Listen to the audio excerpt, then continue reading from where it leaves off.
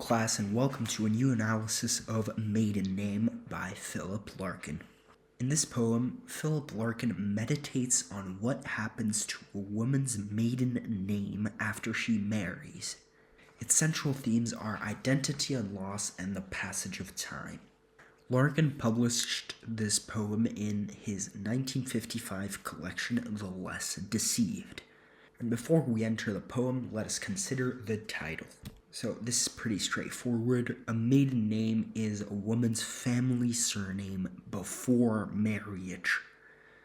Traditionally, women assume their husband's surname upon marriage, replacing their birth name entirely. And on that note, let's move on straight to stanza 1. Please pause the video, read it for yourself, and form your own opinion.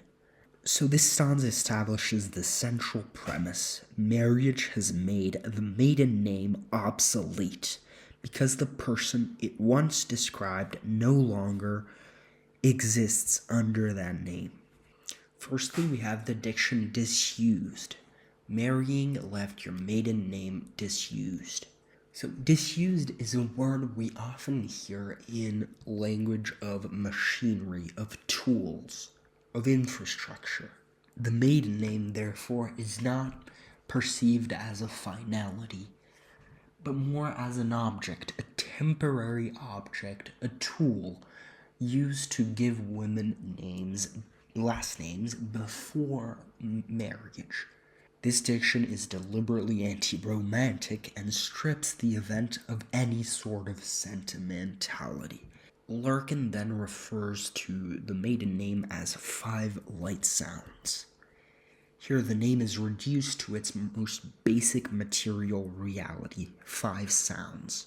Light is connoted with fragility and insubstantiveness, which suggests that the name was always somewhat provisional. Then the repeated your throughout this stanza is an example of apostrophe, addressing the woman directly and maintaining an intimate second-person voice that will run throughout the entire poem. So Larkin is basically saying that these 5 sounds, which represent the maiden name, no longer refer to the face, to the voice, to the variance of grace. And here we have a triplet, as you have noticed. The maiden name of married women simply are no longer associated with their personality, with their identity. And we notice that this triplet is sort of a gradation because we move from the visual to the auditory to the abstract. So we move from physical features to something far less definable. So every single aspect of a married woman's identity, individuality, or character is no longer associated with that maiden name. The maiden name has become totally decoupled and detached, disconnected from a married woman's identity. Whether it be her exterior appearance, as you can read, your face, or even the more intricate parts of her character, the variance of grace, or the voice. And then Larkin moves on to explain why this maiden name is now totally obsolete and insignificant. Well, the reason is because that woman was thankfully confused by law with someone else. So this is a moment of sharp irony. Thankfully normally suggests relief or gratitude, but here it describes the legal erasure of a woman's identity through her name. So this irony is characteristically Larkin. He uses polite and mild diction to deliver a critique, a criticism of the institution of marriage. By law is very, very powerful in terms of connotation. It reinforces that marriage is not a romantic bond, but a cold legal mechanism that overwrites a person's identity. And the stanza closes with the modal verb cannot. It establishes an intransgressible rule. The youthful and unwed woman is a different person with a separate name and identity to the married person. The surname of a married woman simply cannot refer to the youthful and young beauty, to quote Larkin, of an unwed woman. And now let's move on to stanza 2. As always, I'll leave you a moment to pause the video in order to read the stanza for yourself. Stanza 1 established that the maiden name is no longer of use for a woman, for it refers to a different person than the married woman. This stanza asks whether the maiden name, now that it belongs to no one, has become entirely meaningless. And Larkin starts with a blunt statement in the second stanza. The maiden name of a woman is applicable to no one. This statement is blunt and matter of fact. The name has no living referent. Then, lying just where you left it personifies the name as something passively abandoned. The verb lying imagines the name as an object that has been set down and forgotten, with no one else to claim it. And so where does this maiden name lie? Well, Larkin answers this question with an enumeration. Old lists, old programs, a school prize or two, packets of letters tied with tartan ribbon. So all these words make up a lexical set of archival objects. The name survives only in these private and archival traces, rather than in any living and present identity. And then Larkin poses a fundamental question. Then, is this maiden name, is it scentless, weightless, strengthless, wholly untruthful? So here we have a tricolon and a gradation. The three privative adjectives strip the maiden name of physical force and substance, making it sound totally empty and lifeless. The rhetorical question then invites the reader to engage with the possibility before the poem delivers its answer. Larkin is really inviting the reader to pose himself this question, to reflect, to try to answer it by himself.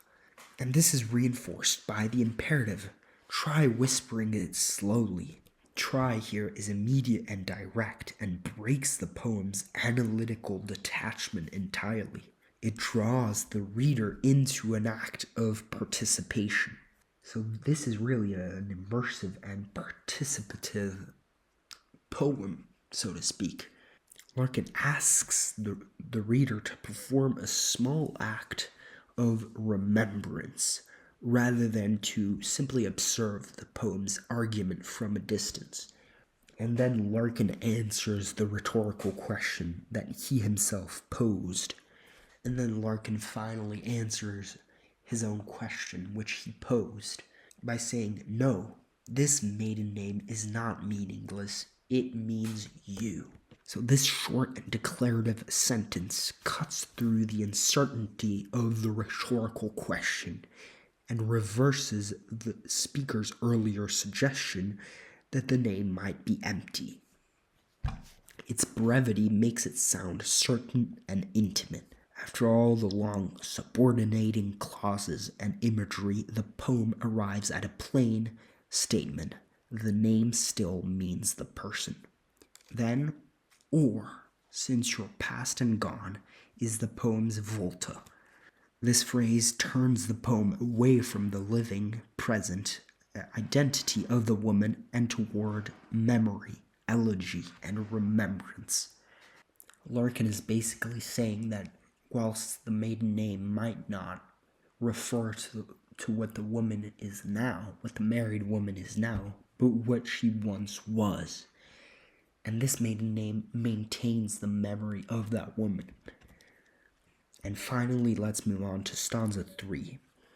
Please pause the video, read it, and form your own opinion before I begin the analysis.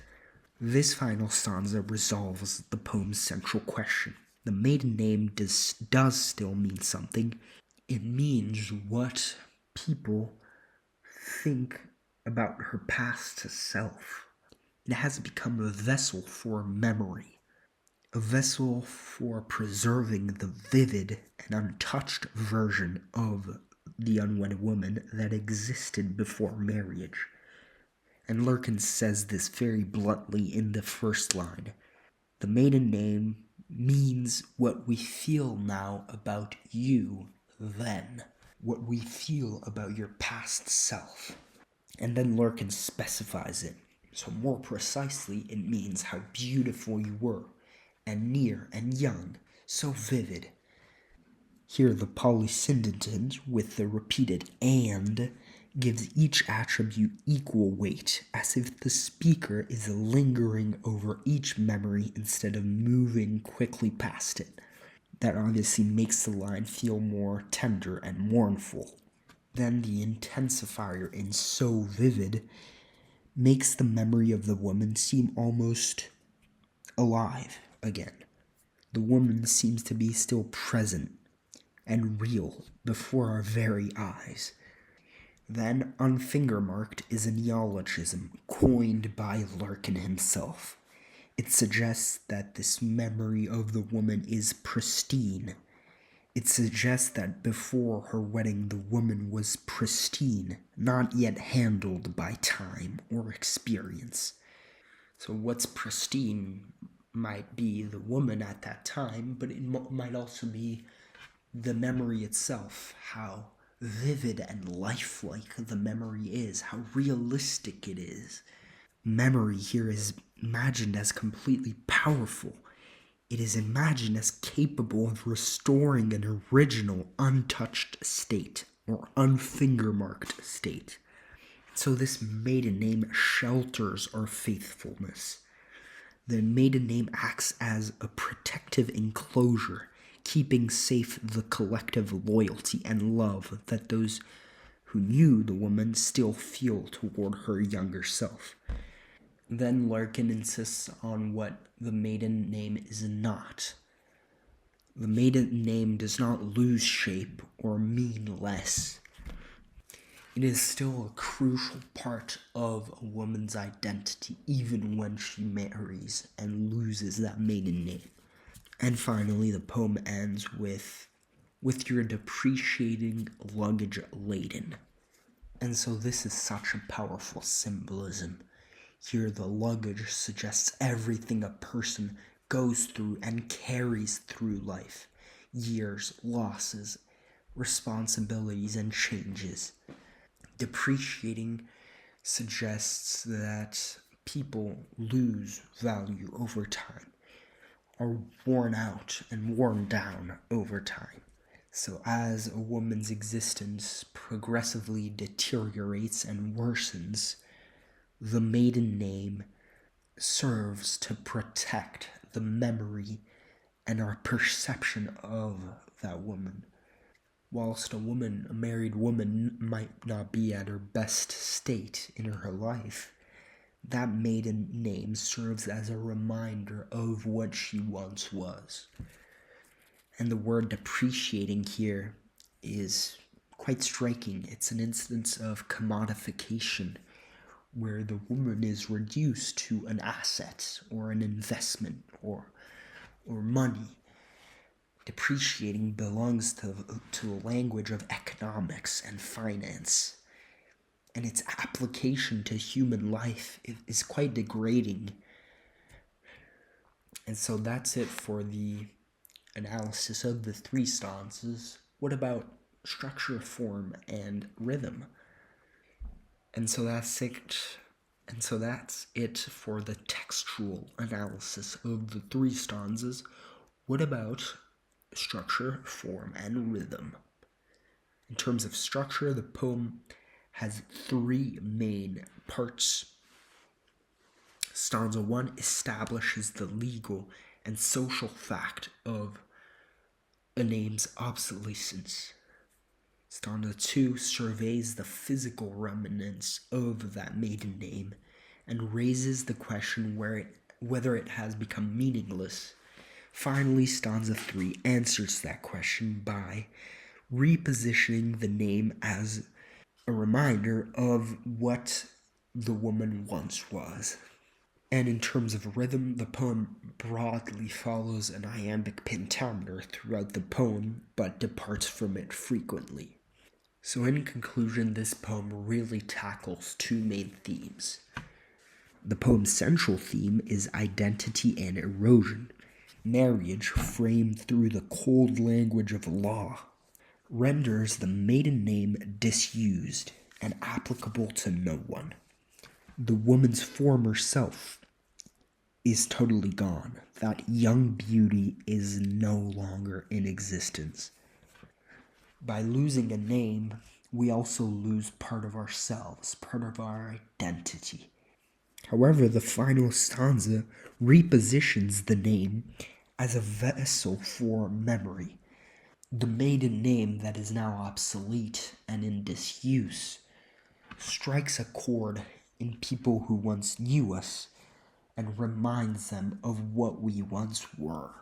Memory through the simple mention of our maiden name that is no longer in use can produce an unfinger-marked reminder of what a person once was when they wore that name. And on that note, thank you for having listened to my analysis of Maiden Name by Philip Larkin. Please like the video, comment, and subscribe, and I'll see you in the next one.